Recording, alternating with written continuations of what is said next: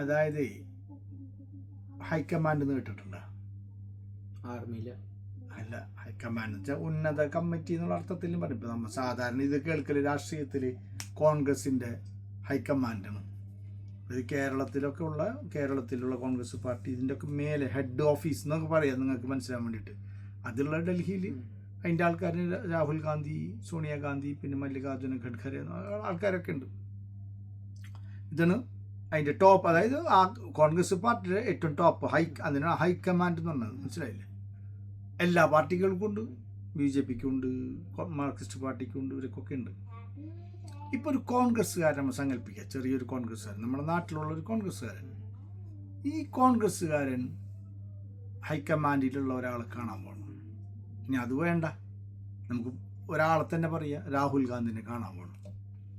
രാഹുൽ ഗാന്ധി ഇത് കേട്ടിട്ടുണ്ട്, മൂപ്പര് പാർട്ടിയുടെ വലിയ നേതാവാണെന്ന് അറിഞ്ഞിട്ട് ഇവിടുന്ന് ഒരാൾ വന്ദേ ഭാരതും കയറി പോയിട്ട് മൂപ്പരെ വീട് നമ്പർ 10 ജനപത്ത് അല്ലെങ്കിൽ എവിടെയാണെന്ന് വെച്ചാൽ ഓഫീസ് ഹാദിക്ക് തോന്നുന്നുണ്ടോ അയാൾക്ക് അവിടെ പോയിട്ട് ഇങ്ങനെ കാണാൻ പറ്റുന്നു? എന്തേ കാരണം? സെക്യൂരിറ്റി കാര്യങ്ങളൊക്കെ ഉണ്ടാവില്ലേ? എന്നാൽ അതവിടെ കട്ടെ, നമുക്ക് വേറൊരു കാര്യം പറഞ്ഞുതരാം. ഇപ്പോൾ ചാമക്കാലത്തെ ഒരു യൂണിറ്റ്, SSFൻ്റെ യൂണിറ്റ്, അല്ലെങ്കിൽ SYSൻ്റെ യൂണിറ്റ്, അല്ലെങ്കിൽ SKSSFൻ്റെ യൂണിറ്റ്, ഏത് നമുക്കെല്ലാം കണക്കാൻ. ഈ യൂണിറ്റ് AP ഉസ്താദിനെ കൊണ്ടുവരണം ചാമക്കാലയിൽ. അവരുടെ ഒരു പരിപാടി, എന്തെങ്കിലും ഒരു പരിപാടി വെച്ചിട്ട് ദിക്ർ കട വാർഷിക ആവട്ടെ, അല്ലെങ്കിൽ മറ്റെന്തോ ആവട്ടെ. അല്ലെങ്കിൽ ഇപ്പോൾ ഒരു പ്രസംഗം തന്നെ, ഇപ്പോൾ പേരോട് ഉസ്താദിനെ പ്രസംഗത്തിന് കിട്ടണം. അപ്പോൾ ഇവിടെ നിന്ന് വണ്ടി കയറിയിട്ട് വാടാ നമുക്ക് സിറാജുൽ ഹുദയിൽ പോയിട്ട് മൂപ്പരെ വിളിക്കുക, അല്ലെങ്കിൽ നമുക്ക് മർക്കസിൽ പോയിട്ട് ഉസ്താദിനെ വിളിക്കുക. എന്നെ വിളിച്ചാൽ കിട്ടുമോ? ഇവിടെ കിട്ടുമോ? കിട്ടൂല. എന്തി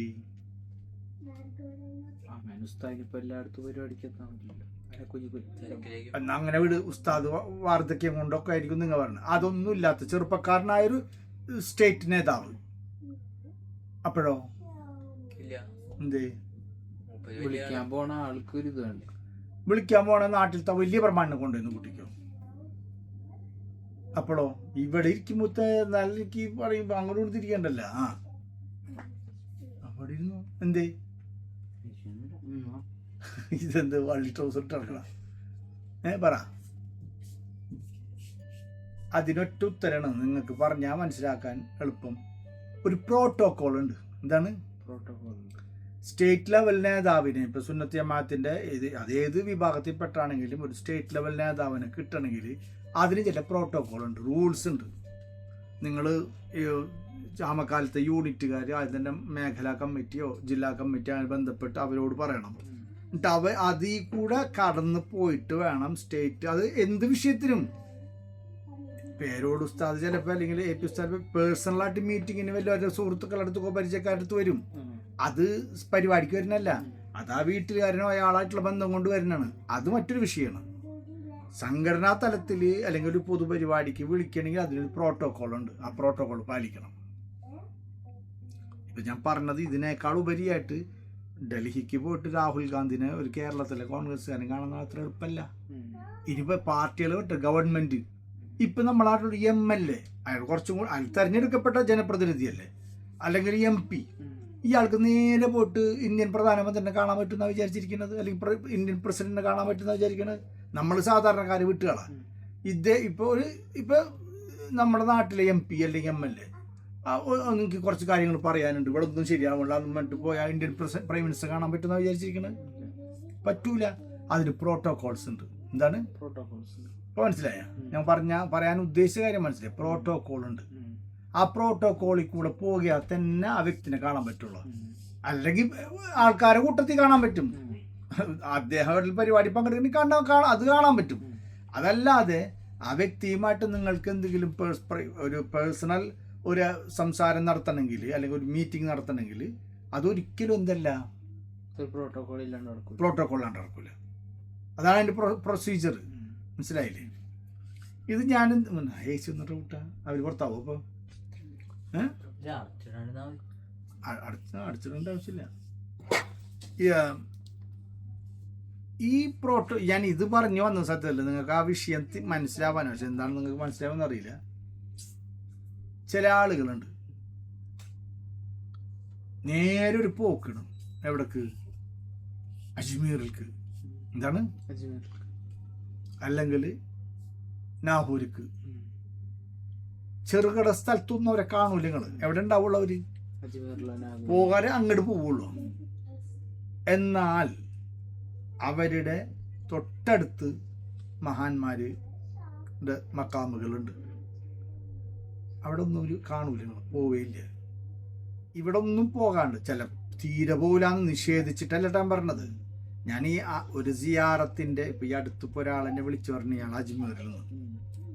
അപ്പൊ തൊട്ട് ഞാനിതിങ്ങനെ ചിന്തിച്ച് ഞാൻ പലവട്ടം പലരും ഉണ്ട്, അയാൾ പറഞ്ഞിട്ടുണ്ടോ എന്ന് എനിക്ക് ഓർമ്മ ഒന്നുമില്ല. ഞാൻ എപ്പോഴും പറയാറുണ്ട്, അത് ഓണാക്കിയാൽ മതി, ഇനി അത് ഇങ്ങോട്ടുണ്ട്. ഞാൻ എപ്പോഴും പറയാറുണ്ട്, മഹാന്മാരെ സിയാറത്ത് ചെയ്യുമ്പോൾ പ്രത്യേകിച്ച് ഉന്നതന്മാരെ അജ്മീർ ഖാജ തങ്ങളെ പോലെ, ഷാഹുൽ ഹമീദ് നാഹൂർ തങ്ങളെ പോലുള്ള മഹാന്മാരെ സിയാറത്ത് ചെയ്യാൻ പോകുന്ന ആരും, അല്ലെങ്കിൽ ഇനി എവിടെയാണെങ്കിലും ദൂരത്തുള്ളൊരു മഹാനെ സിയാറത്ത് ചെയ്യാൻ, നമ്മുടെ ചുറ്റുവട്ടത്തുള്ള ഔലിയാക്കന്മാരെ അവരെ സിയാറത്ത് ചെയ്തിട്ട് വേണം അങ്ങോട്ട് പോകാൻ. അപ്പൊ ഹാദി അജ്മീർക്ക് പോകണമെന്ന് വെച്ചു, ഹാദി ചാമക്കാലയിൽ പാപ്പുട്ടി മുസ്ലിയാരുണ്ട് അതിനകത്ത്. പിന്നെ ആരുണ്ട്? അതല്ല, വിലായത്തോണ്ട് മഷൂറായ ആൾക്കാരെ പറ്റി ഞാൻ പറഞ്ഞു. അതുപോലെ ഇവിടെ ഒന്നും പോകൂല. ഒരു മമ്പുറത്ത് പോലും ചിലപ്പോൾ ഇതുവരെ പോയിട്ടില്ല ഇയാള്. ആ ആളാണ് എവിടെ കൂടുന്നത്. അത് പ്രോട്ടോകോളിന് വിരുദ്ധമാണ്. എന്തിനീ പറഞ്ഞത്? റസൂലുള്ളാഹി സ്വല്ലല്ലാഹു അലൈഹി വസല്ലം തങ്ങൾ തന്നെ മിഅ്റാജിന് നടക്കുന്ന മിഅ്റാജിന്റെ സമയത്ത് ആദ്യം എവിടൊക്കെ പോയത്? ആദ്യം ഇസ്രാ നടത്തി ബൈത്തുൽ മഖ്ദസിൽ പോയി അമ്പിയാക്കളെ സിയാറത്ത് ചെയ്ത്, എന്നിട്ടാണ് ഹദറത്തുൽ ഖുദ്സിൽ ഏറ്റവും മേലേക്ക് പോയത്. അപ്പൊ ഒരു പ്രോട്ടോകോള് നോക്കിയോട്. മുഴുവൻ അമ്പിയാക്കളാണ്, അവർക്ക് ഇമാമത്താട് നിസ്കരിക്കുക പോലും ചെയ്തില്ലേ. റൂഹുകളായിട്ട് അവിടെ സംബന്ധിക്കുകയും ഒക്കെ ചെയ്തിട്ടാണല്ലോ പിന്നീട് പോകണുള്ളത്. ഇസ്ലാം മിറാജിൽ ഇത്ര വായിച്ചിട്ടുണ്ടോ? ഇമാം യാഫി തങ്ങൾ ഇത് പറയുന്നുണ്ട്, ഇർഷാദ് യാഫിയിലാണ് തോന്നുന്നത് പറയുന്നത്, റസൂലുള്ളാഹി തങ്ങൾ സിയാറത്ത് ചെയ്യാൻ വേണ്ടി മദീനത്തെത്തിയപ്പോൾ മദീനത്ത് കടക്കുന്നതിന് മുൻപ് തങ്ങളെ ഞാൻ സ്വപ്നം കണ്ടു. തങ്ങൾ പറഞ്ഞ് 7 ജീവിച്ചിരിക്കുന്നവരെയും 7 മരിച്ചവരെയും പറഞ്ഞു തന്നു, അവരെ സിയാറത്ത് ചെയ്തിട്ട് വന്നാൽ മതി. തിരിച്ചു പോകേണ്ടി വന്നു. എന്നിട്ട് സിയാറത്ത് ഹയാത്തുള്ള 7 പേരെയും മരിച്ച 7 പേരെയും സിയാറത്ത് ചെയ്തതിന് ശേഷമാണ് എന്ത് ചെയ്തത്? തങ്ങളുടെ അടുത്ത് മദീനത്ത് കടന്നത്. നമ്മളെ ടിക്കറ്റ് ഫെയറാണ്, നമ്മ കാശ് കൊടുത്ത് പോകണതാണ്, നമുക്ക് എവിടെ വേണമെങ്കിലും പോകാം, അങ്ങനെ ചിന്തിക്കുന്നവരെ പറ്റിയിട്ടല്ല ഞാൻ ഈ പറയണത്. ഇപ്പൊ ആദ്യയുടെ അടുത്ത് കാശുണ്ട്, ആദ്യം അജ്മീറിൽ പോവും, ആദ്യം വേണമെങ്കിൽ രാജസ്ഥാനിൽ പോവും, ഈ കശ്മീരിൽ വരെ പോവും. സിയാറത്തിന്റെ ഒരു അദബുണ്ട്. ആ അദബ് പാലിക്കുന്ന ആൾ എന്ത് ചെയ്യണം? അജ്മീർ ഇനിയിപ്പോ എന്നെഴുതിയിട്ട് ഉസ്താദെ നാട്ടിലത്തെ എല്ലാ മക്ബറയും സിയാറത്ത് ചെയ്തിട്ട് ഇപ്പോൾ അവിടെ എത്താൻ പറ്റുമോ? വേണ്ടപ്പ. തൊട്ടടുത്ത് നിയറസ്റ്റ് ആയിട്ട് ഒരു വലിയ മക്കാമ് ദർഗ ഉണ്ടാവൂലേ, അല്ലെങ്കിൽ കുറച്ച് അടുത്തെങ്കിലും ഉണ്ടാവൂലേ. അങ്ങനെ ഇവരൊന്നും പറ്റൂലട്ടാ. എന്താണ് ഇവരൊന്നും നമ്മ പോണെങ്കിൽ ഇവിടെ പോകുള്ളൂ, ഹൈക്കമാൻഡിലേക്ക് പോകുള്ളൂ. ഈ അദബല്ല അദബ്. അദബ് എന്ന് പറഞ്ഞാൽ ഇവിടെ നിന്ന തുടക്കം. നമ്മളെ നാട്ടിലുള്ള മഹാന്മാരെ സിയാറത്ത് ചെയ്തതിന് ശേഷം ഇപ്പൊ അജ്മീർ ഞാനിപ്പോൾ ഹാദിയനോട് ചോദിക്കണം, ഞാൻ അജ്മീർ പോകാൻ ഉദ്ദേശിക്കണം. ഞാൻ ആദ്യം പറയാൻ എന്താണ്, ഒന്ന് നമ്മളവിടെ മതിലകത്ത് വാപ്പട്ടി മുസാരുണ്ട്, ഒന്ന് അവിടെ സിയാറത്ത് ചെയ്തിട്ട് പോയിക്കോ. ഇനി അതല്ല സമയവും സൗകര്യം പെടുന്നുണ്ടെങ്കിൽ രണ്ടാൾക്ക് ഇവിടെ പൊന്മാനിക്കുടത്തും പോയിക്കോ, മുറ്റിച്ചുരൂപടുത്തും പോയിക്കോ, എന്നിട്ട് പോ സിയാറത്തിന്. അല്ലെങ്കിൽ തൃശ്ശൂർ ട്രെയിൻ പോണേ മുമ്പ് കമ്മക്കുട്ടി മുസാരെ അടുത്ത് പോയിക്കോ. തൃശ്ശൂർ മറ്റേ ഇവിടെ ഉണ്ടല്ലോ കമ്മക്കുട്ടി ഉസ്താദ് സ്റ്റേജാരിന് അവിടെ സ്ഥലത്തിന്റെ പേര് തൃശ്ശൂർ അയ്യന്തോളല്ലേ സ്ഥലമുണ്ട് കമ്മക്കുട്ടി. നമുക്ക് പോവാറുണ്ട്, പക്ഷെ 40-50 പേര് തന്നെയില്ല. പോയിട്ട് പോയിക്കോ. അങ്ങനെ പോയി സിയാറത്ത് ചെയ്യുമ്പോൾ ആ സിയാറത്തിന് 100 ഉണ്ടാവും. മറ്റേത് നിങ്ങൾ കുറെ കാശ് ചിലവാക്കി സിയാറത്തിന്റെ ഇതൊന്നും കിട്ടൂലെന്ന് ഞാൻ പറഞ്ഞില്ല. പ്രതിഫലോ സവാബ് അത് നിങ്ങൾ ഏത് വിഷയവും നീയത്തനുസരിച്ച് കൂലിയൊക്കെ കിട്ടും. പക്ഷെ നിങ്ങൾ ഉദ്ദേശിക്കുന്ന ഒരു സംഗതി ഉണ്ട്. ഒരു മഹാനെ അജ്മീർ ഖാജ തങ്ങളെ സിയാറത്ത് ചെയ്യുന്നത് കൊണ്ട്, അല്ലെങ്കിൽ ഷാഹുൽ ഹമീദ് തങ്ങളെ സിയാറത്ത് ചെയ്തുകൊണ്ട് നിങ്ങൾക്കൊരു ഖാസ ഒരു കസ്തുണ്ട്, ഒരു നീയത്തുണ്ട്. അതൊക്കെ അവിടെ ഒരു സ്വീകാര്യത കിട്ടണമെങ്കിൽ, ഒരു കബൂലിയത്ത് കിട്ടണമെങ്കിൽ ഇത്തരം അദബുകൾ. കാരണം ഇവരൊക്കെ മഹാന്മാരും ഔലിയാക്കന്മാരും തന്നെയാണ്. ഇവരൊന്നും കണ്ണി പിടിക്കൂല. ആരെ മാത്രം കണ്ണി പിടിക്കുള്ളൂ? ഹൈക്കമാൻഡ്. അത് ശരിയില്ല. കേരളത്തിലുള്ള കോൺഗ്രസിന്റെ നേതാക്കന്മാരെ കണ്ടിട്ട് തന്നെ വേണം അവിടെ പോവാൻ, ഹൈക്കമാൻഡ് ഹൈക്കമാൻഡ് അടുത്ത് പോവാൻ. ഒരു ഉദാഹരണം രാഷ്ട്രീയത്തിനോട് ഞാൻ ഇതാക്കി പറഞ്ഞല്ല, നിങ്ങൾക്ക് മനസ്സിലാൻ വേണ്ടി പറഞ്ഞാണ്. അല്ലെങ്കിലും അങ്ങനെ തന്നെയല്ലേ ഒരു വിഷയത്തിന് നമ്മളിപ്പോൾ എന്ത് കാര്യം ക്ലാസ് ടീച്ചറോടും സംസാരിക്കൂല, ആരോടും നേരെ പ്രിൻസിപ്പാൾ റൂമിൽ കൂടുന്ന കുട്ടിക്ക് ടീച്ചർമാരുടെ അടുത്ത് എന്താ ഉണ്ടാവുക അല്ലേ? അത് ഒരു തമീസ് ഉണ്ട്. ഒരു വിഷയം പറയാനെങ്കിൽ ആദ്യം ക്ലാസ് ടീച്ചറെ ഇങ്ങനെ ഒരു വിഷയമുണ്ട്, ഞാൻ സംസാരിക്കാം, മോനും വായു സംസാരിക്കുക. എന്നിട്ട് ചിലപ്പോൾ നമ്മളെ ടീച്ചർ കൊണ്ടുപോകും പ്രിൻസിപ്പാൾ അടുത്തേക്ക്, സാറേ കുട്ടിക്ക് ഇങ്ങനെ ഒരാഴ്ചകളത്തെ ലീവ് വേണമെന്ന് പറയുന്നുണ്ട്. അങ്ങനെയൊക്കെയല്ല എൻ്റെ ഒരു മര്യാദ. അതാണ് ഈ പ്രോട്ടോകോൾ എന്ന് പറഞ്ഞാൽ അതബുകൾ. ഈ അതബ് പാലിക്കാണ്ട് കുറേ ആൾക്കാരുണ്ട്. ഞാൻ ചില ആൾക്കാരെ കണ്ടിട്ടുണ്ട്, അവർ കേരളത്തിൽ എവിടെയും അധിക പേർത്തും സിയാറത്തിന് പോവാറനില്ല. പോകണ്ടെങ്കിൽ അങ്ങോട്ട് വിടുള്ളൂ, ഏർവാടി, മുത്തുപേട്ട, നാഹൂർ അല്ലെങ്കിൽ അജ്മീർക്ക്. ഏർവാടിയിൽ തന്നെ പോയി കിടക്കുന്ന ആൾക്കാരുണ്ട്. കേരളത്തിലെ ഒരു മഹാന്റെ ഖബറിന്റെ അടുത്ത് പോവുകയോ സിയാറത്ത് ചെയ്യുകയോ ഒന്നും ചെയ്യൂല. വെറുപ്പുകൊണ്ടല്ല, അതിൽക്ക് അവർക്ക് തനബുഹ് വന്നിട്ടില്ല, ആ വിഷയം അവർ ശ്രദ്ധിച്ചിട്ടില്ല. അത് ശ്രദ്ധിക്കാനാണ് ഞാൻ നിങ്ങളോട് പറയണത്. എങ്ങോട്ടെങ്കിലും സിയാറത്ത് ഇനിയിപ്പോ സത്യം പറഞ്ഞ ഹൈക്കമാൻഡ് അടുത്ത് പോകൽ മാത്രമല്ല, അല്ലാതെ തന്നെ നമ്മളൊരു കാര്യത്തിന് അതല്ല, ഇപ്പോൾ റസൂൽ തങ്ങൾ അവിടെ പോകുമ്പോഴും ഇവിടെ സിയാറത്ത് ചെയ്തിട്ട് പോയി, മൂസാ നബിനെ സിയാറത്ത് ചെയ്തിട്ട് പറഞ്ഞു. ഹദീസിൽ വന്ന കാര്യമുള്ള ഖബറിൽ നിസ്കരിക്കണത് ഞാൻ കണ്ടെന്ന് പറഞ്ഞിട്ടുണ്ടല്ലോ അവിടെ ബൈത്തുൽ മഖ്ദിസിലല്ലേ. അപ്പൊ സിയാറത്ത് ചെയ്തിട്ടാണ് പോണത്. മഹാന്മാരെ സിയാറത്ത് ചെയ്തിട്ട് ഒരു കാര്യത്തിന് പോയാൽ തന്നെ അതിന് ഫതഹുണ്ട്. നിങ്ങൾ ഒരു വലിയ ഒരു സാലിഹായ മനുഷ്യനെ നിങ്ങൾ സിയാറത്ത് ചെയ്തിട്ട് പോകണമെന്ന് വെച്ചു, അപ്പോൾ ഒരു എക്സാം എഴുതാൻ പോകണം അല്ലെങ്കിൽ ഒരു ഇന്റർവ്യൂവിന് പോകണം. കാലേ കുട്ടി കുറച്ച് 10 മിനിറ്റ് മുമ്പ് ഇറങ്ങി, അതല്ല തലേന്ന് ഇറങ്ങി, കുഴപ്പമൊന്നുമില്ല. ഇപ്പൊ എക്സാം മോർണിംഗിലോ 9 o'clock അതിൻ്റെ അടുത്ത് വലിയൻ്റെ അടുത്ത് പോവോ എക്സാം സെന്ററിൽ പോവോ, അത് പറഞ്ഞ് കൺഫ്യൂഷൻ ആവേണ്ട ആവശ്യമൊന്നുമില്ല. തലേന്ന് പോയിക്കോ, തലേന്ന് പോയിട്ട് അവിടെ സിയാറത്ത് ചെയ്തിട്ട് പോര്. ഇത് അദബിൽപ്പെട്ടതാണ്. മഹാന്മാരെ സിയാറത്ത് ചെയ്യുന്നത് നമ്മുടെ, അതായത് ഒന്നാമത്തെ കാര്യം എന്ന് പറഞ്ഞു കഴിഞ്ഞാൽ ഒരു വലിയ അത് സിയാറത്തിൽ വേറൊരു വലിയ ഒരു സിസ്റ്റം കൂടി ഉണ്ട് ആലോചിക്കുന്നത്. അതിത് ഞാൻ ഇപ്പോൾ പറഞ്ഞുതരാം. ഈ ഇനിയിപ്പോൾ വേറെ ഇപ്പോൾ ഹാദിൽ മുത്തായാലും ഹാദി സിയാറത്ത് ചെയ്യാൻ പോകുന്ന വെച്ചു. ഇനിയിപ്പോൾ ഈ പറഞ്ഞ അടുത്ത വലിയൻ്റെ അടുത്തൊന്നും പോയില്ലെങ്കിൽ പോലും ഹാദിക്ക് സമ്മതം ചോദിച്ചു പോകേണ്ട സ്ഥലമുണ്ട്. എവിടെ? ഉസ്താദിനോട്. അതാണ് ഏറ്റവും അഫ്ദൽ, ആ വിഷയത്തിൽ ഏറ്റവും അക്മലായ രൂപം. അജ്മീർക്ക് പോയിട്ട് അവിടെ നിന്ന് വരുമ്പോൾ കുറച്ച് ഇതും കൊണ്ട് വന്നിട്ട് ഹാദി പുസ്തകം എവിടെ പോയി, ഞാൻ അജ്മീരിൽ പോയി ഉസ്താ, അതല്ല രീതി. മോനും ചിലപ്പോൾ മൂപ്പരൊന്നും പറയൂല. അതല്ല, അജ്മീർ പോണ്ട് അല്ലെങ്കിൽ ഏർവാടി പോണ്ടെങ്കിൽ സ്വന്തം ഉസ്താദിൻ്റെ അടുത്ത് പറയും, പോവാൻ ഉദ്ദേശിക്കുന്നുണ്ട്, സമ്മതം, പോയിട്ട് വായോ. ഇതാണ് അദബ്. ഈ സമ്മതം, ഈ ഉസ്താദിന്റെ സമ്മതം, അല്ലെങ്കിൽ ഒരു മുരീദാണെങ്കിൽ ഒരു ഷെയ്ഖിന്റെ സമ്മതം ഇല്ലാണ്ട് നിങ്ങൾ എവിടേക്ക് പോയിട്ടും കാര്യമില്ല. അവിടെ നിങ്ങൾക്ക് വാതിൽ തുറക്കൂല. വാതിൽ തുറക്കാൻ ഞാൻ ഉദ്ദേശിച്ചത് നിങ്ങളെ ലാഹിർ വാതിലല്ല, അത് അവിടുത്തെ ഖാദിമ തുറന്നു വരും, പോയി അർത്ഥം ചെയ്തിട്ട് പോരേണ്ടി വരും. ആ വലിയൻ്റെ അടുക്കല് നിങ്ങൾക്ക് കബൂലിയത്ത് കിട്ടൽ പ്രയാസമാണ്.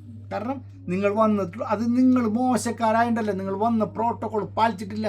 നിങ്ങൾ പേരോട് ഉസ്താദിനെ വിളിച്ചോക്ക് പോയിട്ട് ചാമക്കാലിലേക്ക് വരാൻ പറ. ഇത് ഞാൻ ഈ പറഞ്ഞ പ്രോട്ടോകോൾ ഉസ്താദിനറിയാം, അവിടെ വരേണ്ടതും അവിടെ പ്രസംഗിക്കേണ്ടതും ഒക്കെ ശരിയാണ്.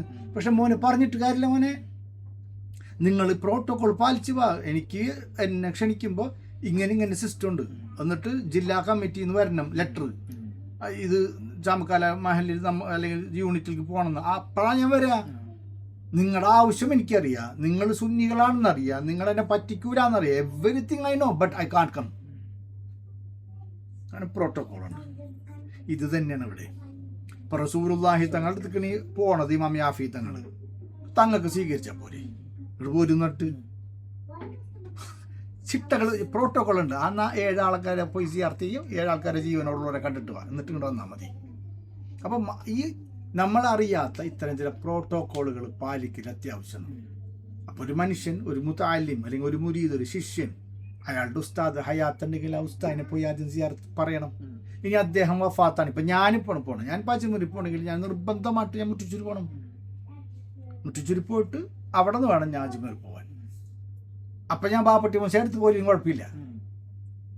കാരണം ഞാൻ എവിടെ പോയിട്ടുണ്ട്, എൻ്റെ ഉസ്താൻ്റെ അടുത്ത് പോയിട്ടുണ്ട്. ഇനി അതല്ലാത്ത ആളുകളാണെങ്കിൽ അടുത്തുള്ള വലിയൻ്റെ അടുത്ത് സിയാറത്ത് ചെയ്തിട്ട് ഞാനിങ്ങനെ അജ്മീർക്ക് പോകുന്നുണ്ട്, സമ്മതം ചോദിച്ചിട്ട് പോകണം.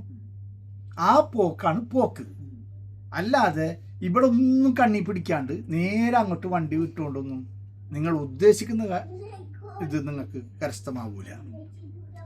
ഇനി പോയിട്ട് സിയാർത്ത് ചെയ്യുന്ന ആൾക്കാർ തന്നെ എന്താ ചെയ്യാറ്? ഇപ്പൊ ഹാനിനെ പലയിടത്തും ഓടി ഗുടുഗുടുന്ന് പറഞ്ഞു പോകണം, ഗുടുഗുടും തിരിച്ചു വരുന്നതാണ് സിയാർത്ത് ചെയ്തിട്ട്. അതല്ല, ഒരു ആടിനറുത്തിട്ട് ഇറച്ചി കൊടുക്കാൻ, അല്ലെങ്കിൽ ഒരു ആടിനടുത്ത് ക്ലീൻ ആക്കുമല്ലോ നമ്മളിപ്പോൾ നമ്മളവിടെ മുസ്തഫ ഒക്കെ വന്ന് ചെയ്യാറില്ല. എത്ര സമയം വേണം? 3 മണിക്കൂർ. അത്ര ഒന്നും വേണ്ടല്ല. ഒരു ആടിപ്പോൾ എത്ര, ആടിനെ ബിസ്മില്ലാന്ന് അറുത്ത് അതിൻ്റെ തോലൊക്കെ കളഞ്ഞ് അതിൻ്റെ ഇറച്ചി പീസൊക്കെ ആക്കിയിട്ട് സെറ്റാകുമ്പോൾ ഓൾമോസ്റ്റ് 1 hour പോരെ. 2 മണിക്കൂർ. അത്ര സമയമെങ്കിലും നിൽക്കണം. 1 മണിക്കൂർ വേണമെന്നുള്ളത് നമ്മളെ കണക്കൂട്ടലാണ്. എക്സ്പീരിയൻസ് ഉള്ള ആളുകൾക്ക് അത്ര വേണ്ടി വരില്ല. അപ്പം അതുകൊണ്ട് ഒരു അരമണിക്കൂർ പിടിച്ചോടോ ഒരാടിനെ ഇതാക്കിയിട്ട്, അരമണിക്കൂർ അത്രയെങ്കിലും നേരം ആ വലിയൻ്റെ മക്കാമിൽ ഖബറിൻ്റെ അടുത്ത് നിൽക്കണം. 1 മണിക്കൂർ കൂട്ടിക്കോ, ഓടിപ്പോയി ഓടി വരില്ലല്ല. അപ്പൊ ആ ഹനി പറയും ഞാൻ ഫാത്തിഹോദി ഇഖ്ലാസോദി. നിങ്ങളെ ഫാത്തിഹക്കും ഇഖ്ലാസിനും വിഷമിച്ച് കരഞ്ഞ് കുത്തിരിക്കല്ല. ബഹുമാനപ്പെട്ട വലിയ അവിടെ ഇരിക്കണം. ഇനിയിപ്പോൾ ചൊല്ലാനും ഓതാനും പാടില്ല, മടിയനാണ് നോക്കുക. ഒരു യാസീനും ഒരു തബാറക്കൊക്കെ ഓതുമ്പോൾ ഇത്രയും സമയം എടുക്കും അല്ലേ? കാരണം സിയാറത്തിൻ്റെ അതുബുകളിൽ പെട്ടതാണ് ഫാത്തിഹ ഓതും, അതുപോലെ 12 വട്ടം ആയത്തുൽ കുർസി ഓതും, പിന്നെ അൽഹാഖ് മുത്തക്കാസുർ 3 വട്ടം ഓതും, ഇഖ്ലാസ് 12 വട്ടം ഓതും. ഇതൊക്കെ ഓതി, ഇതൊക്കെ സാധാരണ ചെറിയ മുഖ്തസറായ സിയാറത്തിലും ആവശ്യമുള്ള സംഗതികളാണ്. ഇനി അതുക്കും മീതെ ഒരു യാസീനും ഒരു തബാറക്ക് ഓതുമ്പോൾ ഈ സമയമൊക്കെ കിട്ടും.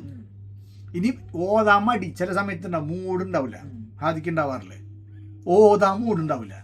Then stay there, stand up in front of the വലി, അവിടെ നിന്നാ മതി. ഒന്നും ചൊല്ലാനും പാടാനില്ലെങ്കിൽ. പക്ഷേ ഈ ഒരു സമയം, കാരണം അതാണ് അതിൻ്റെ പൂർണ്ണത,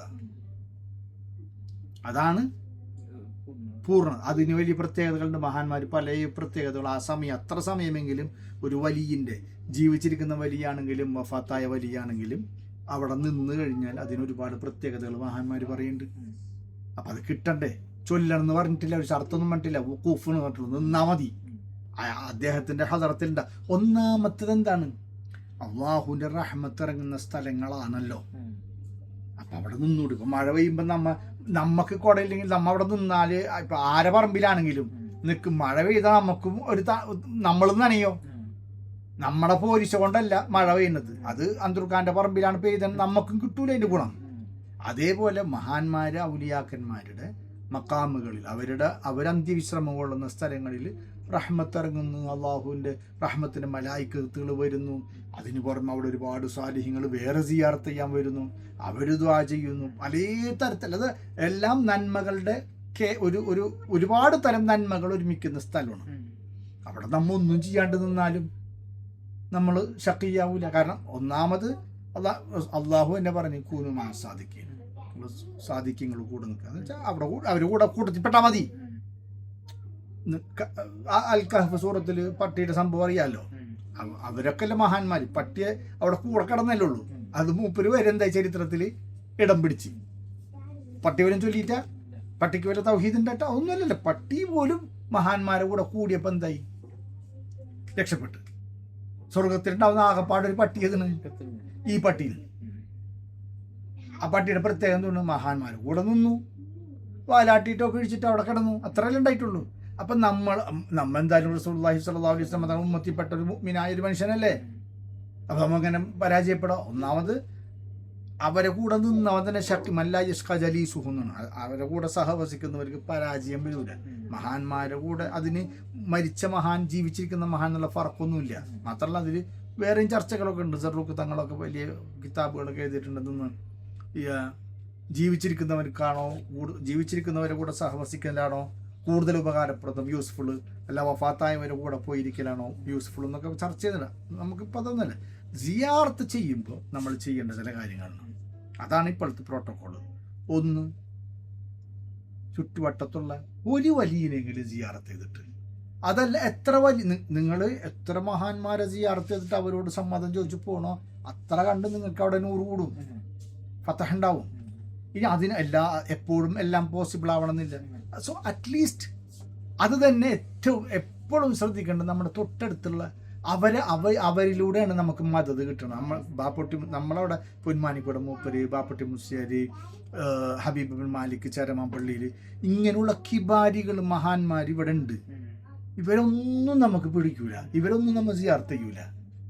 പോണ്ടെങ്കിൽ അങ്ങോട്ട് തന്നെ പോവുള്ളൂ, അജ്മീർക്ക് പോലും ഉള്ളടത്ത് പോവുള്ളൂ. അതല്ല രീതി. വല്ലപ്പോഴൊക്കെ ഇവരെ സിയാറത്ത് ചെയ്യാൻ സമയം കണ്ടെത്തണം. ഒരു മഹാന്മാരെ ഇപ്പൊ മുത്താലിമീങ്ങൾ ഇവിടെ പ്രത്യേകം പറയണ വെച്ചാൽ മഹാന്മാരെ സിയാറത്ത് ചെയ്യുമ്പോൾ എന്തുണ്ടാവും, അത് എവിടെയുള്ള വഫാത്തായ മഹാന്മാരെ സിയാറത്ത് ചെയ്യുമ്പോൾ നമുക്ക് അതുകൊണ്ട് നമ്മുടെ കൽബിന്റെ ഒരുപാട് പ്രശ്നങ്ങൾ, അതായത് കൽബിലുണ്ടാവുന്ന കുശുമ്പ്, അത് കൽബ് നന്നായി കിട്ടും, ഹിദായത്തിന് കാരണമാവും, ബറക്കത്തിന് കാരണമാവും, ഇൽമിന് കാരണമാവും. ഇതുപോലെ ദുനിയാവ് ആഖിറം സലാമത്ത്, ഇങ്ങനെ ഒരുപാട് ഫളായിലുകൾ മഹാന്മാരെ സിയാറത്ത് ചെയ്യുന്നുണ്ട്. സിയാറത്തിന്റെ ഫളായിലുകളുണ്ട്. അപ്പം അതുകൊണ്ട് തന്നെ മുത്തഅല്ലിമീങ്ങൾ ഒഴിവ് കിട്ടുന്ന സമയത്തൊക്കെ ഉസ്താദുമാരെ സമ്മതം ചോദിച്ചിട്ട് ഞാൻ ഈ നേരത്തെ പറഞ്ഞതുപോലെ സിയാറത്ത് ചെയ്യാൻ അവസരം കണ്ടെത്തണം. ഇപ്പം ഹാജി ഇപ്പോൾ അവിടെ ഉണ്ട്, അവിടെ നിന്ന് വളരെ ചെറിയ ദൂരമുള്ളൂ മമ്പുറത്തേക്ക്. അപ്പം മമ്പുറത്ത് ഇടയ്ക്കൊക്കെ ഒന്ന് പോകാൻ താല്പര്യം കാണിക്കണം. അവിടെ ഒന്ന് സിയാറത്ത് ഒരു യാസീൻ ഓതിയിട്ട് കുറച്ചേരം ഈ പറഞ്ഞ പോലെ നിന്നിട്ട് പോരണം.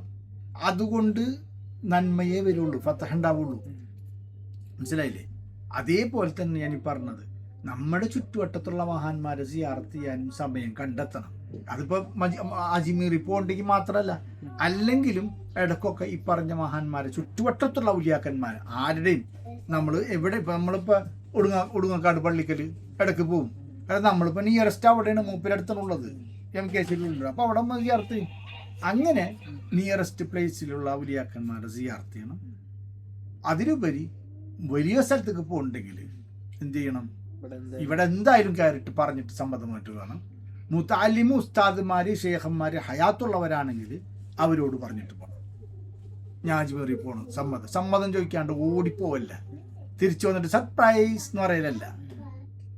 ഇത് പാലിച്ചിട്ട് വേണം ഈ ഒരു സിയാറത്തിന്റെ ഈ ഒരു സിയാറത്തിന് ഒരുപാട് കാര്യം ശ്രദ്ധിക്കാനുണ്ട്. പിന്നീട് അപ്പോൾ നമുക്ക് പറയുന്ന സമയം കിട്ടുമ്പോൾ ഈ പ്രോട്ടോകോൾ നിർബന്ധമായിട്ട് പാലിക്കണം. മമ്പുറത്ത് പോകണ്ടെങ്കിൽ ഉസ്താദിനോട് പറഞ്ഞിട്ടുണ്ട് ഞാൻ മമ്പുറത്ത് നിന്ന് പോന്നിട്ടാണ്. അങ്ങനെ ഒരു പ്രോട്ടോകോൾ പാലിക്കണം. അതാണ് നിങ്ങളോട് ഈ വിഷയത്തിൽ പറഞ്ഞത്. അല്ല, ഈ നിക്കണം എന്ന് പറഞ്ഞാൽ അവരുടെ അടുക്കല് സമയം ചെലവാക്കണം എന്ന് മനസ്സിലായി. അത് ഇരിക്കാൻ പറ്റുമോ? അത് മൂലൊക്കെ പോയി ഇരിക്കണം, അടുത്ത് പോയി. അവിടുത്തെ വിഷയം എന്നാണ് ഈ വുഖൂഫുക എന്ന് പറഞ്ഞു കൊടുത്തത്. നിൽക്കുക എന്നുള്ള ആ വാക്കർത്ഥല്ല, സ്റ്റാൻഡ് ബൈ അല്ല. അതായത് സിയാറത്തിന്റെ ഒരു ചിട്ടയിൽപ്പെട്ടതാണ്. ആ സിയാർത്ത് ചെയ്യുന്ന ആള്, സിയാർത്ത് ചെയ്യപ്പെടുന്ന വലിയ സാലിഹായ മനുഷ്യൻ, അതായത് മഖബൂർ, കബറടക്കപ്പെട്ട വ്യക്തി, അദ്ദേഹം ജീവിച്ചിരിക്കുന്നുവെങ്കിൽ താങ്കൾ കാണുന്നു അദ്ദേഹത്തെ, എങ്കിൽ അദ്ദേഹത്തോട് ഏത് മട്ടിലായിരിക്കും താങ്കൾ പെരുമാറുക? അദ്ദേഹത്തിന്റെ മുന്നിൽ കെട്ടിപ്പിടിച്ച് നിൽക്കുവോ, അല്ല അതോട് കൂടിയിട്ട് മാറി നിൽക്കുവോ, സൈഡിലോട്ട് ഇരിക്കുവോ, അദ്ദേഹം ഇരിക്കുന്ന നേരത്ത് നേരെ ഫേസ് ടു ഫേസ് ഇങ്ങനെ ഇരിക്കുവോ? എന്താണ് താങ്കൾ ജീവിതകാലത്ത് അദ്ദേഹത്തെ കണ്ടുമുട്ടിയാൽ ചെയ്യുക എന്നുള്ളതൊരു പ്രസക്തമായ വിഷയമാണ്. ചിലപ്പോ ഇപ്പൊ ഞാനിപ്പോ ഉദാഹരണത്തിന് പറയാം, ഇപ്പൊ EK ദാരിമി ഉസ്താദ്, നമ്മളെ അറിയാലോ, EK ദാരിമി ഉസ്താദ് എന്ന് പറഞ്ഞാൽ മനസ്സിലായില്ലേ? മുഹമ്മദ് ദാരിമി ഉസ്താദ് കോഴിക്കോട്, അറിയില്ലേ? മുപ്പര് ഇയാൾക്ക് പേര് വന്നിട്ട് ഇയാൾക്ക് കഞ്ഞൊക്കെ വായി വെച്ചെന്നുള്ള ഇപ്പൊ EK ഹുസൈൻ ഉസ്താദ്, EK ദാരിമി ഉസ്താദ്, ബാവക്കാക്ക, ഇവരടുത്ത് പോകുമ്പോൾ ഒരു പക്ഷെ ഞാൻ ചിലപ്പോൾ അവിടെ അടുത്ത് തന്നെ പോയിരിക്കും, കുത്തിരിക്കും. മുറ്റുചുരുപ്പിനടുത്തും ചിലപ്പോൾ ഞാൻ അടുത്തിരിക്കാറുണ്ട്, മക്കാമി ഉസ്താദിന്റെ അടുത്ത് തന്നെ ഇരിക്കാറുണ്ട്. അത് ഹയാത്ത് കാലത്തോ അങ്ങനത്തെ ഒരു ബന്ധമുള്ളതിന്റെ പേരിലായിരിക്കും എനിക്ക് തോന്നുന്നത്. അതേസമയത്ത് നാഹൂർ ഞങ്ങളെടുത്ത് വിട്ട് അങ്ങനെ ഇരിക്കാൻ തോന്നൂല, ചന്തി ഉറക്കൂല, അവിടെ അങ്ങനെ നിൽക്കുള്ളൂ. അപ്പൊ ജീവിതകാലത്ത് അപ്പൊ നാഹൂർ തങ്ങള് അല്ലെങ്കിൽ നാഹൂർ തങ്ങൾ പാപ്പാനൊക്കെ കിട്ടിക്കഴിഞ്ഞാൽ നമ്മളെങ്ങനെ നിൽക്കും? ഒരു വളരെ ദൂരത്ത് മാറി നിൽക്കുള്ളൂ, അതബ് കൊണ്ട് പേടിച്ചിട്ട്. നമ്മളെപ്പോഴത്തെ ആൾക്ക് അവിടെ നിന്ന് അടുത്തന്നെ നിൽക്കാനുള്ള അർഹതയില്ല. ആ ഒരു ഭയം നമ്മുടെ മനസ്സിലുണ്ടാവും. ചില ആൾക്കാർ കാണാം വന്നിട്ട് കബർബ് ഇങ്ങനെ കെട്ടിപ്പിടിക്കലും. ഇതിന്റെ ഫിഖ് അല്ല ഞാൻ പറയണത്, ഫിഖ് മറ്റൊരു വിഷയമാണ്. അങ്ങനെയൊക്കെ നിങ്ങൾ ചെയ്യോ മൂപ്പര് ഹയാത്ത് കാലത്ത് കിട്ടിയാൽ? അതുകൊണ്ട് തന്നെ ഇനിയിപ്പോൾ നമ്മൾ ചില ഇതിന് ഞാൻ ഒരു ഉത്തരമായിട്ട് ഞാൻ പറഞ്ഞത്. രണ്ടാമത്തെ വിഷയം എന്ന് പറഞ്ഞാൽ ഇപ്പം നമുക്ക് ഒരുപാട് ഓതാനുണ്ട്, ഖത്തം ചെയ്യാനുണ്ട്. അപ്പം നമ്മൾ അത്രയും നേരം അവിടെ തന്നെ ഇങ്ങനെ നിൽക്കാന്ന് വെച്ചാൽ ചിലപ്പോൾ ശാരീരികമായ ബുദ്ധിമുട്ടുണ്ട്. ഇപ്പം മനസ്സുകൊണ്ട് സമ്മതം ചോദിച്ചുകൊണ്ട് അതബോട് കൂടിയിട്ട് ഒരു സൈഡിലോട്ട് ഒരു കോർണറിലോട്ടൊക്കെ മാറിയിരുന്നിട്ട് ഓതുന്നൊന്നും തെറ്റൊന്നുമില്ല. അങ്ങനെ തന്നെ ഇപ്പം ഹയാത്ത് കാലത്ത് നമ്മൾ ചെയ്യുക. മുറ്റിച്ചൊരുപ്പർ അവിടെ കുത്തിരിക്കണേ അന്തർപ്പാപ്പിരിക്കുന്ന നമ്മളൊരു സ്ഥലത്ത് നേരെ നമുക്ക് അവരെ കാണാൻ പറ്റും, അവർ നമ്മളെ കാണാത്ത രൂപത്തിൽ ഒന്ന് മാറിയിരിക്കും. ഇതൊക്കെ ജീവിതകാലത്ത് നമ്മൾ ചെയ്ത് കൂട്ടിയിട്ടുള്ള അതബുകൾ തന്നെയാണ്. ഉസ്താനെ നമുക്ക് കാണാൻ പറ്റും, ഉസ്താനെ നമ്മളെ കാണാൻ പറ്റില്ല. നമ്മൊരു സൈഡിൽ ഒരു ചുമരിൻ്റെയോ ഒരു ഭിത്തിയുടെയോ അല്ലെങ്കിൽ ഒരു തൂണിൻ്റെ മറയിലായിട്ട് നമ്മ ഒന്ന് ഇരിക്കും മാറിയിട്ട് നമുക്ക് അവരെ ദർശനം നമുക്ക് കിട്ടുന്നുണ്ട്. അവരെ പ്രത്യക്ഷത്തെ നമ്മൾ പെടയില്ല. കാരണം നമ്മളെ ഇന്നൊരു സൂല്ലാത്തബ് ഒരു മോശം പ്രവർത്തി വന്നു പോണ്ടെന്നുള്ള പേടി കൊണ്ടാണത്.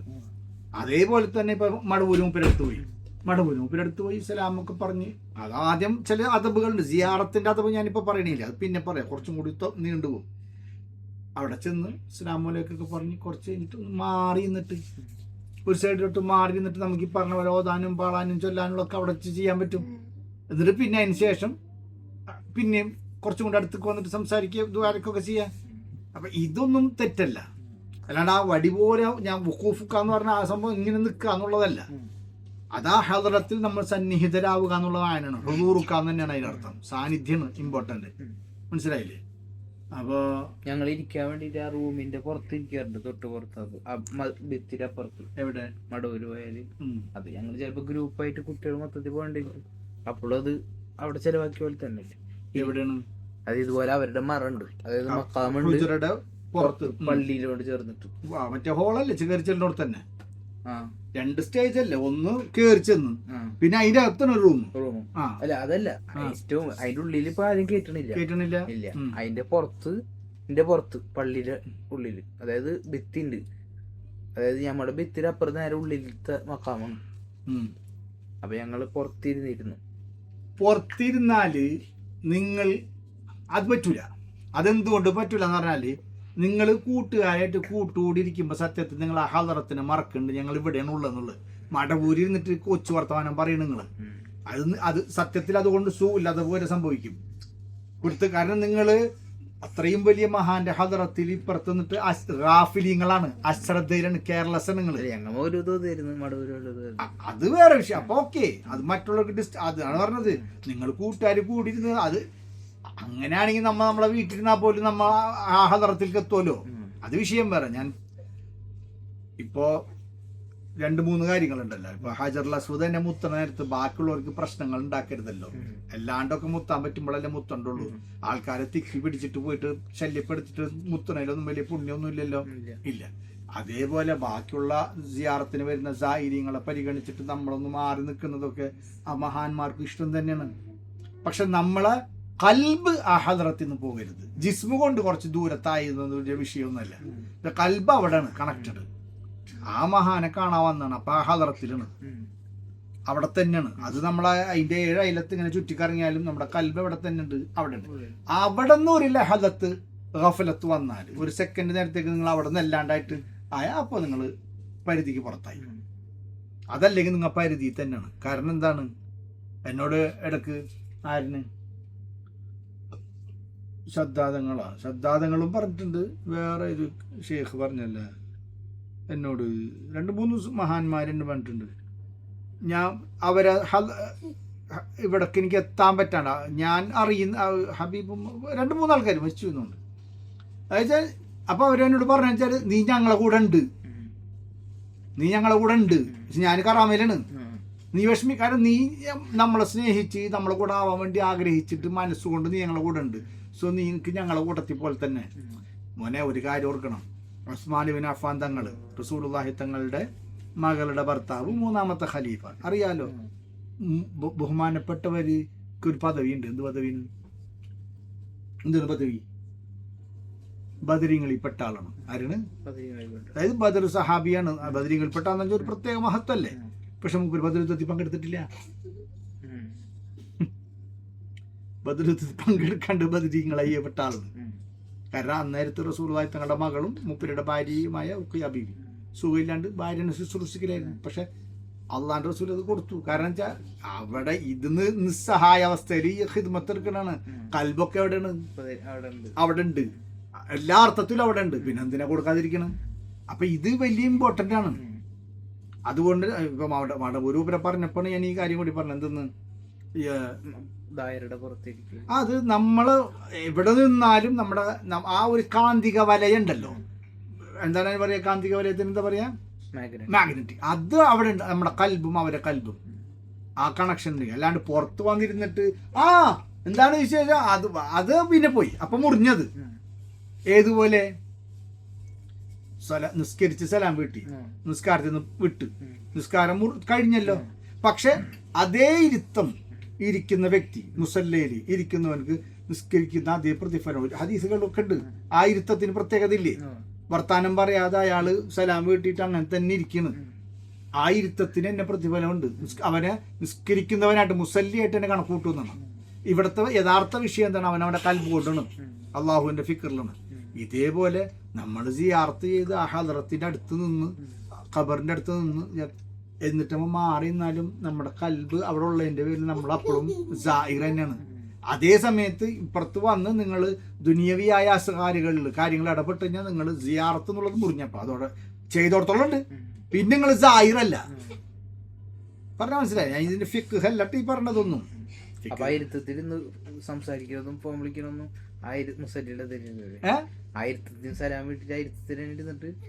മുറിഞ്ഞി സംസാരിക്കാതെ ഫിക്കർ അവനെ ആദബോട് കൂടിയിട്ട് അവിടെ ഇരിക്കണം. കാലുകൾ അങ്ങനെ ഇരിക്കണം. അത്തഹിയാത്തിന്റെ ഇരുത്തിരിക്കണം എന്നൊന്നുമില്ല. അത് തെറ്റിയിരിക്കണ്ട. നിസ്കരിച്ചിട്ട് മുസല്ലയിൽ എത്ര ഇരിക്കാൻ പറ്റും? അതല്ല, അവൻ സത്യത്തില് അപ്പോഴും എങ്ങനെ ചമ്രം പടിഞ്ഞിരുന്നാലും ശരി, അത്തഹിയാത്തിന്റെ അടുത്ത് ഇരുന്നാലും ശരി, എങ്ങനെ ഇരുന്നാലും ശരി, അവൻ അള്ളാഹ് നിസ്കരിച്ച് കഴിഞ്ഞിട്ടും അവന്റെ കൽബ് അള്ളാഹുവിനെ വിട്ടു പോയിട്ടില്ല, ദിക്റിൽ നിന്ന് മാറിയിട്ടില്ല. അവൻ അവിടെ ഇരിക്കണം. വേറെ ദുനിയാവിന് സംസാരിക്കാനും പോയിട്ടില്ല, ആൾക്കാരോട് കൊച്ചു വർത്തമാനം പറയാൻ പോയിട്ടില്ല. അവന്റെ കാര്യം ഈ പറഞ്ഞത്. ഇതേപോലെ ജിയാർത്ത് നിങ്ങൾ ഉള്ളിലെ ഹുജറയിൽ ചെന്നിട്ട്, ഹുജറ എന്നാണ് പറയാ, അവരുടെ ആ റൂമുകൾ ഇരിക്കുന്നതിനാണ് ഇത്. ആ ഹുജറയിൽ പോയി ജിയാർത്ത് ചെയ്തിട്ടും നിങ്ങൾ മാറിയിട്ടില്ലെങ്കിൽ കൽബ് കൊണ്ട്, നിങ്ങൾ അതിന്റെ ഏത് പരിസരത്ത് ഹൗസിന്റെ അടുത്തുണ്ടായാലും നിങ്ങൾ സായിർ തന്നെയാണ്. അപ്പൊ ഭിത്തികളൊന്നും പ്രസക്തമല്ല, ചുമരുകളൊന്നും പ്രസക്തമല്ല. അടുത്ത് നിൽക്കാൻ ശ്രമിക്കുക. കാരണം അടുത്ത് തോറും ബർക്കത്ത്, എന്താണെങ്കിലും ലൈറ്റിന്റെ അടുത്ത് പോലും തോറും തെളിച്ചം വെളിച്ചൊക്കെ കൂടല്ലേ ഉള്ളൂ. അതൊരു സ്വാഭാവികമായ കാര്യമാണ്. അപ്പൊ മഹാന്മാരുടെ അടുത്ത് തന്നെ പരിസരങ്ങളിൽ നിൽക്കാൻ ശ്രമിക്കുക എന്നുള്ളതാണ്. ഇരിക്കാൻ പാടില്ല എന്നൊന്നും ഈ പറഞ്ഞതിനർത്ഥമില്ല. ആ ഹദറത്തിൽ നിൽക്കുക എന്നുള്ളത്. പക്ഷെ ചെന്നപാട അതബ് കൊണ്ട് അവിടെ ചെന്നപാട് ചില ആൾക്കാർ കാണാം, സാധാരണക്കാർ അറിവില്ലാണ്ട് ചെയ്യണത് പോട്ടെ, താലിമീങ്ങൾ വന്നിട്ട് കാണിച്ചു കൂട്ടുന്നതാണ് നമുക്ക് സങ്കടം. സാധാരണക്കാരെ ചിലപ്പോൾ ഇപ്പൊ മുറ്റിച്ചുരൂപ്പരടുത്ത് വരുമ്പോൾ സാധാരണ ആൾക്കാരൊക്കെ വരും. അവര് ഉസ്താനോട് വെച്ചിരിക്കണാണ്, വർത്താനം പറഞ്ഞാണ്, എല്ലാ ഹാജാരി എന്നൊക്കെ പറഞ്ഞു. ഉസ്താനി യാതൊരു വിഷമമില്ല. അവര് മഴദൂര്യങ്ങളാണ്. ഇതല്ല. മുതഅല്ലിമീങ്ങൾ അദബ് പഠിച്ചിരിക്കേണ്ടവരും അദബ് പ്രകടിപ്പിക്കേണ്ടതുമായ ആളുകൾ വരുമ്പോൾ അത് പ്രശ്നം തന്നെയാണ്. ചില കുട്ടികൾ മുതഅല്ലിമീങ്ങൾ കാണാം മക്കാമിലിങ്ങനെ ചാരി ഇരിക്കല്. അത് ഏറ്റവും വലിയ സൂൽ അദബാണ്. മക്കാമിന്റെ ചുമരിന്റെ അകത്ത് ചാരി ഇങ്ങനെ ഇരിക്കും, ചെന്നിട്ട് ഓതായിരിക്കും അവൻ. പക്ഷെ അത് ചാരിയിരിക്കാൻ പറ്റൂലല്ലോ. എങ്ങനെ ചാരിക്കല്? ഒരു മഹാൻ, നിങ്ങൾ അദ്ദേഹത്തിന്റെ ആ മടവൂര് മൂപ്പര് ഹയാത്തുള്ള കാലത്ത് അവിടെ മൂപ്പരുള്ള മുറിയാണെന്ന് സങ്കല്പിക്കുക. ചാരിയിരിക്കും ഒരാളവിടെ. അതബുള്ളവൻ ഇരിക്കൂല, അതബില്ലാത്തവൻ എങ്ങനെ ഇരിക്കും? അപ്പൊ അതുകൊണ്ട് തന്നെ അതബ് കൈവിടരുത്, പ്രത്യേകിച്ച് മുതഅല്ലിമീങ്ങൾ. ഈ എന്താ പറയാ, ചിലപ്പോഴൊക്കെ ഇപ്പൊ ഭിത്തി പ്രസക്തല്ല എന്ന് പറഞ്ഞല്ലോ, കൽബുണ്ടെങ്കിൽ. അപ്പൊ ഈ നിസ്കാരത്തെ സമയത്ത് ഒരു മക്കാൻ പൂട്ടിട്ടുണ്ടെങ്കിൽ പുറത്തുനിന്ന് സിയാറത്ത് ചെയ്താലും അത് സിയാറത്ത് തന്നെ തീർച്ചയായിട്ടും. കാരണം അത് ഇപ്പൊ റസൂലുള്ളാഹി തങ്ങൾ നമ്മൾ സിയാറത്ത് ചെയ്യുമ്പോഴും അങ്ങോട്ട് എത്തണമൊന്നുമില്ലല്ലോ, അതൊക്കെ പൂട്ടിയിട്ടാണ് ഇരിക്കുന്നത്. അതാണ് അത് വിഷയമല്ല. അപ്പൊ മക്കാം ഇപ്പൊ അതൊരു കഷ്ടകാലമാണ്. മക്കാമൊക്കെ പൂട്ടി രാത്രി ഇശാവുമ്പോഴത്തേനും പൂട്ടിയിടുന്ന ആൾക്കാരൊക്കെ ഉണ്ട്. അപ്പൊ ആ ചർച്ച വേറെയാണ്. അതൊന്നും പ്രശ്നമില്ല. അതാ വലിയന്റെയും നമ്മുടെയും കൽബ് ടിക് ടിക് ടിക് എന്താവുണ്ട് നെറ്റ്വർക്കിങ്ങിൽ. ആ എവിടെ എത്തിപ്പോണ് വൈഫൈ കിട്ടാ? ഒരാള് വൈഫൈ വെച്ചിട്ടുണ്ടെങ്കിൽ അപ്പൊ ആ വൈഫൈ പരിധിയിൽ നമ്മളുണ്ടല്ലോ. ഈ ചുമരും ഈ വാതിലും ഈ വലിയ വലിയ എന്താണ് മണിച്ചിത്ര താഴ്ത്ത് പൂട്ടിയ വാതിലുകൾ, അതൊന്നും നമ്മളെ ബാധിക്കണ വിഷയമല്ല. നമ്മൾ ആ വൈഫൈ പരിസരത്തുണ്ട്. അവരെ ഉദ്ദേശിച്ചിട്ട് അപ്പൊ ചോദിക്കും നമ്മൾ സിയാറത്തിനോ വീട്ടിൽ തന്നെ. അതല്ല, വീട്ടിൽ നിന്നിട്ട് വരുന്നതും ഒരാളെ എൻ്റെ ദർബാറിൽ എൻ്റെ പടിവാതിൽക്കൽ എത്തുന്നതും വ്യത്യാസമില്ലേ. ഇപ്പൊ ഇയാളോട് ഒരാൾ കാശ് കടം ചോദിക്കുന്നുണ്ട്, ഉദാഹരണത്തിന് ഫോൺ ചെയ്തിട്ട് ഹാദി ഒരു 500 റുപ്യ എനിക്ക് തരാം, വേണമെങ്കിൽ പറ്റൂല എന്ന് പറയാം, ഇല്ല എന്ന് പറയാം. പക്ഷെ അതേ ആള് തന്നെ വന്നിട്ട് വാതിൽമ മുട്ടിയിട്ട് ഇയാളെ വീടിന്റെ വാതിൽ മുട്ടിയിട്ട് ഹാദി ഒരു 500 റുപ്യ എങ്ങനെ പറയും? ആളെ മുഖത്ത് നോക്കിയിട്ട് അയാൾ ഇത്ര ദൂരത്തുനിന്ന് വന്ന ആളല്ല, അറ്റ്ലീസ്റ്റ് മലപ്പുറത്ത് നിന്ന് ഇവിടം വരെ വന്നിട്ട് ഒരു 500 അല്ലെങ്കിൽ എത്ര ദൂരാവട്ടെ വന്നിട്ട് ഒരു 500 റുപ്യ വേണം, എന്തെങ്കിലും ഓപ്പണി കൊടുക്കൂല്ലേ? ഇത് തന്നെയാണ് മഹാന്മാരും, അവരിങ്ങനെ വെച്ചിരിക്കുന്നു കൊടുക്കാൻ വേണ്ടിയിട്ട്. അതോടുകൂടി വന്ന ഒരു ബാബുല്ലാഹിയാണ്, അള്ളാഹുലോട്ടുള്ള വസീലകളാണ് അവര്, അവർ തരാൻ തയ്യാറാണ്. അള്ളാഹ്ക്ക് മടിയില്ല കൊടുക്കാൻ. പിന്നെ അള്ളാഹിന്റെ ഇഷ്ടദാസന്മാർ ഇവർക്കുണ്ട്, അല്ലെ കുഴപ്പം, അവരും അള്ളി തരും, തള്ളി കൊണ്ടോണ്ട ആവശ്യമുള്ളൂ നമുക്ക്. പക്ഷെ അതോടുകൂടി വരണം. പിന്നെ ഇവിടെ ഒരു വിഷയം കൂടി പറയണം, നേരത്തെ പറഞ്ഞപ്പോൾ വിട്ടുപോയൊരു കാര്യമാണ്. ചില ആളുകളുണ്ട്, ഇപ്പോൾ ഉദാഹരണത്തിന് കേരളത്തിൽ നല്ലൊരു പ്രവർത്തകൻ, കോൺഗ്രസിൻ്റെ പ്രവർത്തകൻ, അയാൾ നല്ല പ്രശസ്തനല്ല, എന്തിന് അയാൾ ചിലപ്പോൾ നേരെ പോകും രാഹുൽ ഗാന്ധിനെ കാണാൻ. ഇവിടെ കേരളത്തിലുള്ള ഒരു കമ്മിറ്റിനെയും കാണില്ല, ഒരു ലെറ്ററും മേടിക്കൂല. അത് ചിലപ്പോൾ ചില ആൾക്കാർ അങ്ങനെ അവർ എന്താണ് ഓൾറെഡി പേഴ്സണൽ അടുപ്പം കൊണ്ടൊക്കെ ആയിരിക്കും ഇങ്ങനെ ചില ആൾക്കാർ. അതുപോലെ ചില ആൾക്കാരുണ്ട് തൊട്ട അത് നമ്മൾ ഒരു പൊതു നിയമത്തിൽ വിടുന്നതല്ല. ചില ആൾക്കാർ ചിലപ്പോൾ പെട്ടെന്ന് നാഹൂർക്കാണ്ട് പോകും, അവരെ മൂപ്പരായിട്ട് ആത്മീയമായ ബന്ധമുള്ളവരോ ഭയങ്കര, അപ്പോൾ അവർക്ക് ഈ പ്രോട്ടോക്കോളും ചിലപ്പോൾ ബാധകമായിരിക്കില്ല. അതിൻ്റെ പ്രോട്ടോകോൾ ബാധകമാകാത്ത ചില ആളുകളുണ്ട്. അതുകൊണ്ട് അവരെ തെറ്റിദ്ധരിക്കേണ്ടെന്ന് വെച്ചിട്ടാണ് ഇനി അവർ പറഞ്ഞത്. മനസ്സിലായി പറഞ്ഞത്? നേരെ അജ്മീറിൽ അത് അവര് അവിടെ തടയപ്പെടൂല, അവർ തമ്മിലൊരു വേറെ റിലേഷൻഷിപ്പ് ക്രിയേറ്റ് ആയി കഴിഞ്ഞ്, ജനറേറ്റ് ആയി കഴിഞ്ഞ്. പക്ഷെ അത് നമുക്ക് ബാധകമല്ല, നമ്മൾ ഈ അതവ് വലിച്ചു തന്നെ പോകണം.